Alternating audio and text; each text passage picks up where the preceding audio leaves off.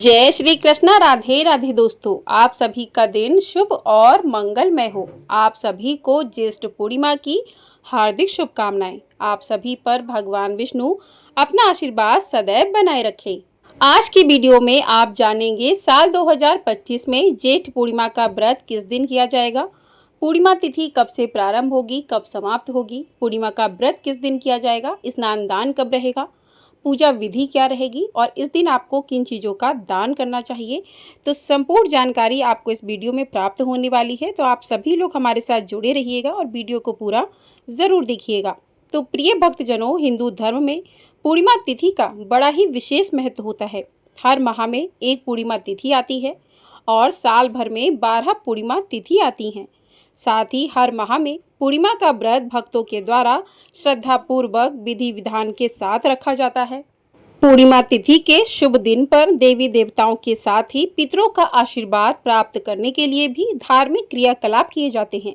साथ ही हिंदू धर्म में पूर्णिमा तिथि को चंद्रदेव की पूजा के लिए सबसे शुभ माना जाता है, क्योंकि इस दिन चंद्रमा अपनी पूरी चमक के साथ दिखाई देता है। ऐसे में इस तिथि को प्रकाश और ऊर्जा का प्रतीक माना गया है। इसके अलावा हिंदू धर्म में प्रत्येक पूर्णिमा तिथि का अपना विशेष महत्व होता है, लेकिन ज्येष्ठ मास की पूर्णिमा का स्थान अत्यंत पवित्र और खास माना जाता है। इस दिन भगवान श्री हरि विष्णु, माता लक्ष्मी और चंद्रदेव की पूजा का विधान है।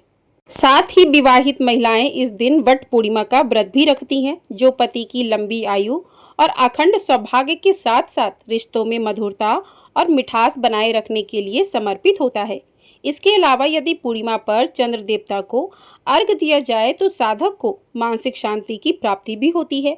वहीं इसके अलावा पूर्णिमा पर स्नान दान व भगवान विष्णु की पूजा करने का भी विधान है। इसके प्रभाव से साधक की सभी मनोकामनाएं पूरी होती हैं और कुंडली से दोष दूर होते हैं, जिससे जीवन में, घर परिवार में सकारात्मकता ऊर्जा बनी रहती है। इसके अलावा साधक पूर्णिमा तिथि पर भगवान श्री हरि विष्णु, माता लक्ष्मी की कृपा पाने के लिए तरह तरह के उपाय भी करते हैं।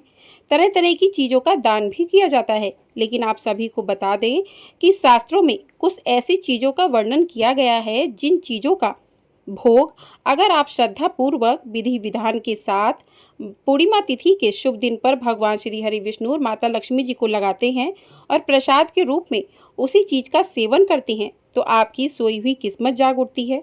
रातों रात आपका बेड़ा पार हो जाता है। साथ ही आपको भगवान श्री हरि विष्णु और माता लक्ष्मी की विशेष कृपा भी प्राप्त होती है, जिससे आपके जीवन में शुभ परिणाम देखने को मिलते हैं और आपको सुख संपत्ति और धन ऐश्वर्य की प्राप्ति भी होती है। पूर्णिमा के दिन भक्त भगवान श्री सत्यनारायण का पूजन भी करते हैं, इनकी कथा को भी सुनते हैं और व्रत भी करते हैं। तो जो भी भक्त पूर्णिमा के दिन भगवान श्री सत्यनारायण का पूजन कर इनकी कथा को सुनते हैं, तो उन भक्तों के सभी कष्ट दूर हो जाते हैं और कहते हैं भगवान श्री सत्यनारायण का आशीर्वाद उन भक्तों पर बना रहता है। पूर्णिमा के दिन भगवान शिव, माता पार्वती और चंद्रदेव की आराधना करने से अविवाहित लोगों के विवाह में आ रही बाधाएं समाप्त होती हैं। साथ ही पूर्णिमा के शुभ अवसर पर श्रद्धा पूर्वक विधि विधान के साथ भगवान श्री सत्यनारायण की कथा करने और कराने से निसंतान को संतान की प्राप्ति होती है। इसके अलावा जल प्याऊ लगाने और गरीबों को सत्तू खिलाने से राहु, केतु, शनि, चंद्र और ग्रह प्रसन्न होते हैं और घर में वास्तु दोष का दुष्प्रभाव दूर होता है। साथ ही ज्येष्ठ पूर्णिमा के दिन माता पिता को सम्मान पूर्वक गंगा स्नान कराने से साल में पड़ने वाली सभी पूर्णिमाओं के बराबर फल मिलता है और अक्षय पुण्य की प्राप्ति भी होती है। वहीं इस दिन पीपल, नीम, बरगद का वृक्ष लगाने और उनका पोषण करने का संकल्प करने और इन वृक्षों के नीचे बैठकर भगवान की आराधना करने और पंचाक्षरी मंत्र ओम नमः शिवाय का जाप करने से प्राणी रोग मुक्त होता है और जीवन में, घर परिवार में सकारात्मक ऊर्जा बनी रहती है। तो चलिए अब जानते हैं कि पूर्णिमा तिथि कब से प्रारंभ हो रही है और कब समाप्त हो रही है। तो पूर्णिमा तिथि प्रारंभ हो रही है 10 जून मंगलवार सुबह 11:35 से और पूर्णिमा तिथि समाप्त हो रही है 11 जून बुधवार दोपहर 1:13 पर।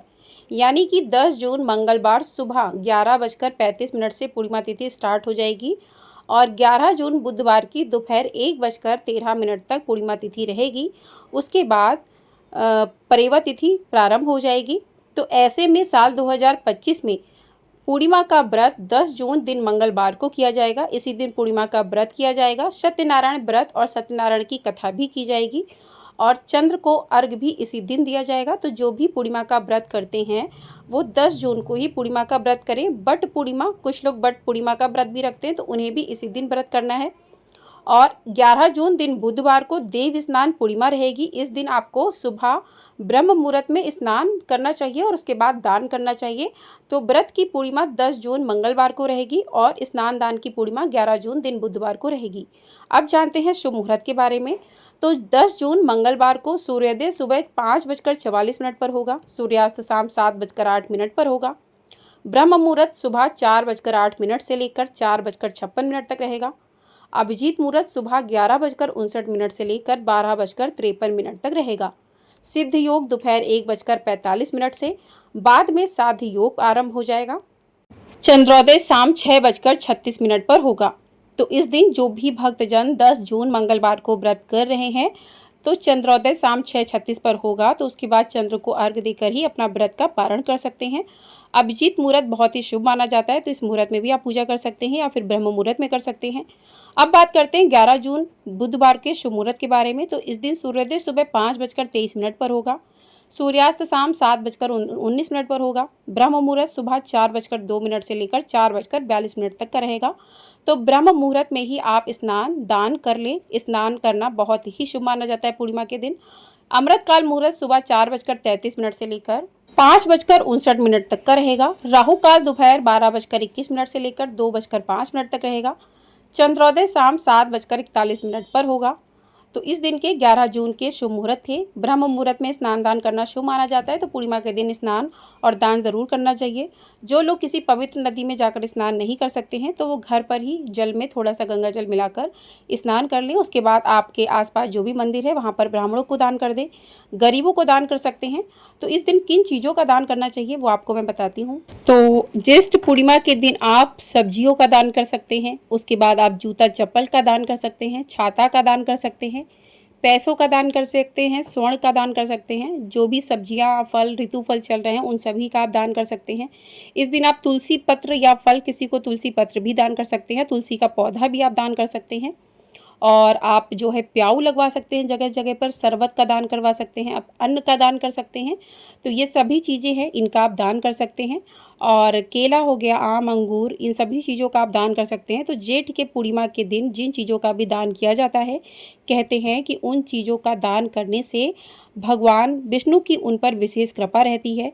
और ज्येष्ठ के महीने में जो भी दान किया जाता है उसका करोड़ गुना फल भी प्राप्त होता है। तो इस महीने में आप जो भी दान करेंगे उससे भगवान विष्णु अत्यंत प्रसन्न होते हैं और उन भक्तों की सभी मनोकामनाओं को पूर्ण करते हैं। अब बात करते हैं कि इस दिन पूजा किस प्रकार से करनी चाहिए ज्येष्ठ पूर्णिमा के दिन। तो जो लोग भी व्रत करते हैं ज्येष्ठ पूर्णिमा का तो उनको भगवान विष्णु का पूजन करना चाहिए, भगवान श्री सत्यनारायण का पूजन करना चाहिए। तो कुछ लोग इस दिन भगवान श्री सत्यनारायण की कथा भी सुनते हैं। तो कथा के लिए आपको केले के पत्तों का भगवान के लिए आसन बनाना है, मंडप तैयार करना है, उसमें आपको आसन लगाना है और भगवान की प्रतिमा को स्थापित करके उनका पंचामृत से स्नान करवाना है। और उसके बाद उनको भोग लगाना है, जो भी ऋतु फल है। और जो आटे का प्रसाद बनता है उसका भोग तैयार कर लेना है, जो भी ऋतु फल है उनका भोग तैयार कर लेना है, भोग लगाना है। उसके बाद ज्येष्ठ पूर्णिमा की कथा या सत्यनारायण भगवान की कथा को भी सुनना है। कथा आपको हमारे चैनल पर मिल जाएगी, तो आप लोग वहाँ से जाकर अवश्य सुन लीजिएगा। इस दिन खीर का भोग लगाना बहुत ही ज़्यादा शुभ माना जाता है पूर्णिमा के दिन, तो आप खीर का भोग ज़रूर लगाएं माता लक्ष्मी को। और उसके बाद जब चंद्रमा उदय हो जाए तो चंद्रमा को अर्घ्य दें। तो जल में थोड़ा सा कच्चा दूध डाल लें और इस तरीके से चंद्रमा को अर्घ्य देकर चंद्रमा का पूजन करें।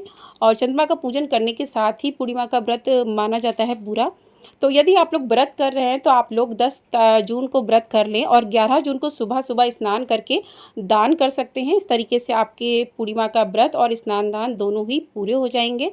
और इस तरीके से पूजन करके आप जो है गरीबों को दान कर सकते हैं, ब्राह्मणों को दान कर सकते हैं। तो आपको दान ज़रूर करना है। आप पूर्णिमा का व्रत करते हैं या फिर सत्यनारायण का पूजन करते हैं तो उसके साथ ही आपको दान ज़रूर करना है। दान के साथ ही आपका व्रत भी पूर्ण माना जाएगा।